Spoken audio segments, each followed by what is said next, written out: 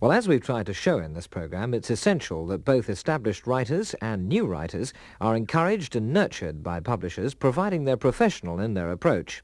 David Platz. I certainly have had far too many experiences in different parts of the world where people have found out that I'm a publisher and I'm involved in the record business, and immediately or very soon thereafter will appear either some grubby manuscript or some plea to listen to their daughter's songs or their son's demos, and it's a very difficult thing to avoid because in the end, of course, the business is really for professionals, and if you believe that you've got any talent, you've got to take courage in both hands and decide that's what you're going to do for a living, other than assuming that you can get lucky by one song and become a successful songwriter.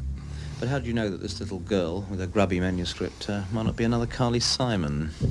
You don't know, of course. I think that in the end it's all based on one's own judgment, and an awful lot of time is spent, certainly by any good publisher, going through material, and it can be amateur. I suppose you can sum it up in the end by saying, in 20 years of being a publisher, I have published one amateur songwriter, and even that wasn't successful. I think it's not necessarily talent. He has to have an absolute desire to succeed. Yeah, well, that's a bit woolly and flowery, but let's say he hasn't analysed the market. Right? Yes, of course. He looks at everything that he hears and says, my God, what a lot of rubbish that is. I can do it as well as that. And that's where it stops, as opposed to saying, I'm going to now go out and prove it. But the chart writer would analyse the market, and if you've got any talent, work it within that market. Of course, make use of it. How do you decide, in fact, David, what talent is? You don't until you get the royalty check in at the end. That's good.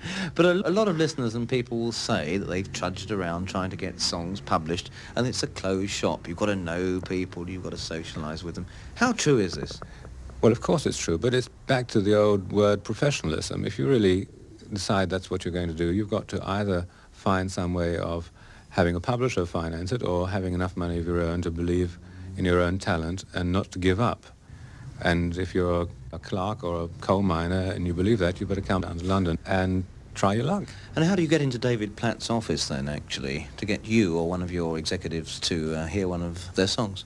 I don't know that you get to me particularly, but you'd certainly get, without any question, to any one of the people in our professional department and who would listen to the tapes. And we're looking not for copies of existing hits, we're looking for somebody who has something original to say in words and music rather than copying somebody else's style.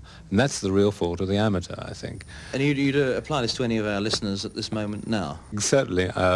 We would listen carefully to everything that's submitted to us, and if they care to send it to us at Essex Music, we'd go through it and give them a view. Mark Bolan has also gone into publishing, as Paul Williams found out. Do you encourage new writers to come and see you?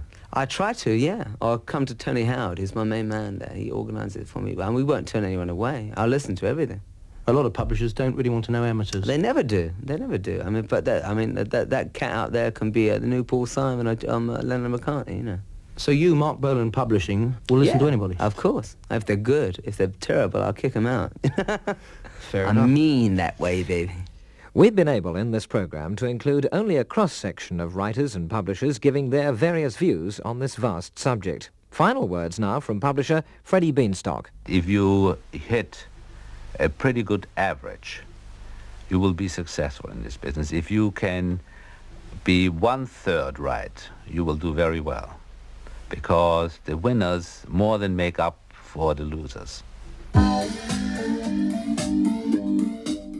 This week's Insight on Publishers and Writers was introduced by David Hamilton and written and produced by Paul Williams. Next week, a program about the man who created, amongst others, such groups as the Monkees and the Archies. Insight, next Sunday at 5.